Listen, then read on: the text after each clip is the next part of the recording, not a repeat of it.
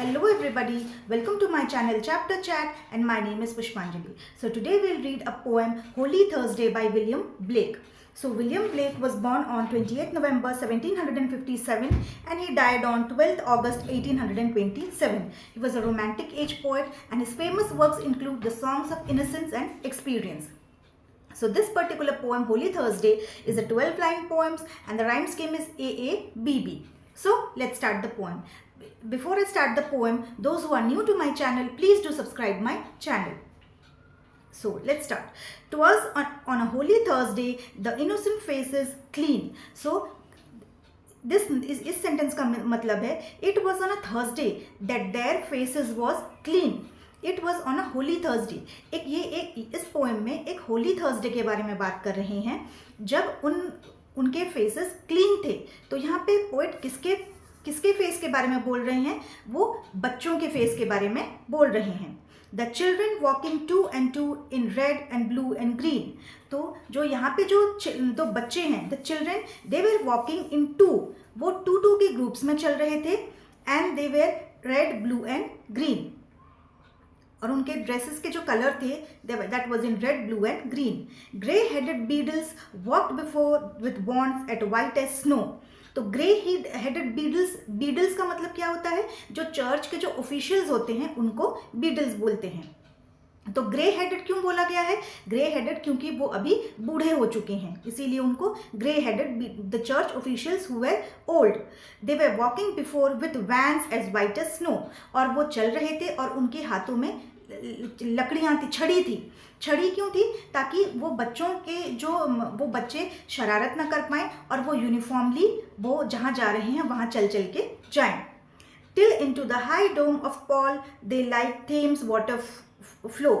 So this continues till all the children. ये ऐसे ही पूरा यूनिफॉर्म में बिना, जैसे कोई मार्च पास्ट करते हैं तो बिना शोर मचाए और बहुत यूनिफॉर्मली करते हैं, तो स्ट्रिक्ट होके करते हैं, वैसे ही the children continue to walk till they reach the Saint Paul church. और वो कहाँ जा रहे थे? वो सेंट पॉल्स चर्च में जा रहे थे. And they were moving like Thames, means Thames का पानी जैसे है वो स्ट्रेट मूव करता है और रुकता नहीं है. ये बच्चे भी वैसे ही बिना रुके वहाँ से चल रहे थे. Oh, what a multitude they seem, these flowers of London town. तो ये जो बच्चे हैं वो लंदन के फूलों की तरह लग रहे थे. वो लंदन के फूल जैसे बहुत खूबसूरत होते हैं, ये बच्चे भी बहुत खूबसूरत लग रहे थे. और ये बच्चे जो चैरिटी के बच्चे हैं, ये चैरिटी के बच्चे चल के वो जा रहे थे सेंट पैट्रिक्स कैथेड्रल. वो सेंट पैट्रिक के कैथेड्रल में जा रहे थे और ये चैरिटी के बच्चे वो थर्सडे में उस दिन वहाँ वो जा रहे थे. Seated in companies, they sit with radiance all their own.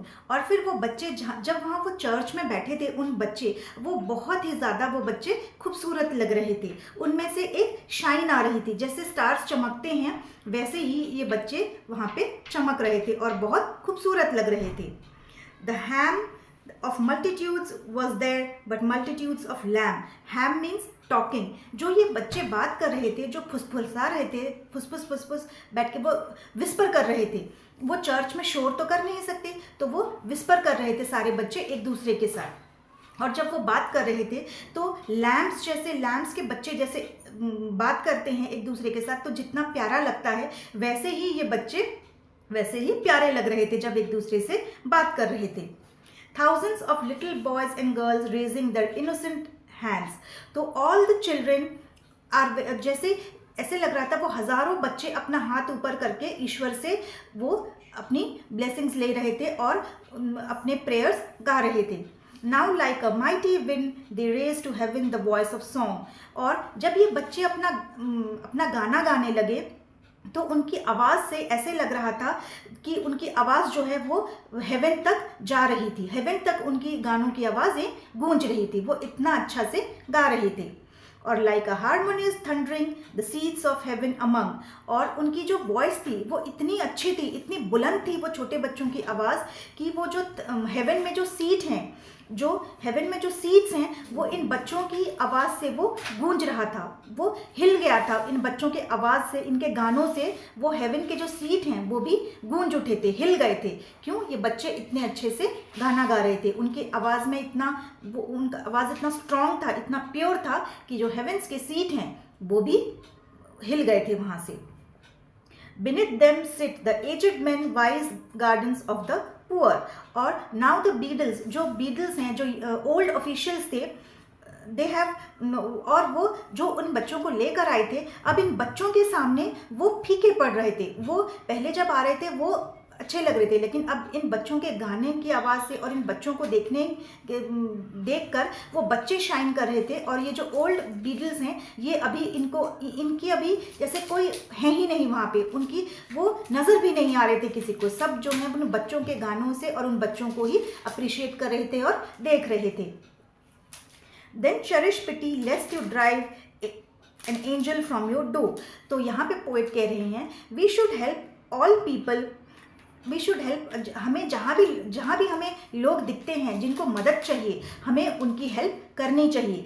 And these children are our angels. और ये जो छोटे छोटे बच्चे हैं ये हमारे एंजल्स हैं। और as you know, so this is the end of the poem. और पोएट यहाँ पे कहना चाहते हैं कि हम जितना भी लोगों का हेल्प कर सकें, जितना भी लोगों का कुछ हमारी तरफ से जो छोटी भी हेल्प हो सके, जो नीडी पीपल हैं हमें उनकी हेल्प करनी चाहिए। एंड द मेन कोर और the concern of the poem is कि इस पोएम में बहुत सारे इमोशंस दिखाए गए हैं। जो छोटे बच्चे हैं वो इतने पावरफुल नहीं होते हैं, लेकिन उनकी प्रेयर्स में, उनकी ब्लेसिंग्स में, वो जो उनका जो सोल होता है वो इतना प्योर होता है कि वो किसी को भी हिला के रख देता है। Even gods they love small children. और बड़ों के प्रेयर से ज़्यादा बच्चों की प्रेयर में बहुत ताकत होती है। और गॉड जो है वो बच्चों की प्रेयर बहुत जल्दी सुन लेते हैं, उनके प्रेयर एक्सेप्ट करते हैं, क्योंकि बच्चों के जो हार्ट होते हैं वो प्योर होते हैं। बच्चे कुछ भी कभी किसी का बुरा नहीं सोचते। They are pure and they are angels. So this is the end of the poem. I hope poem आपको पसंद आई हो। Please do write me on the comment section and please do subscribe my channel. Thank you.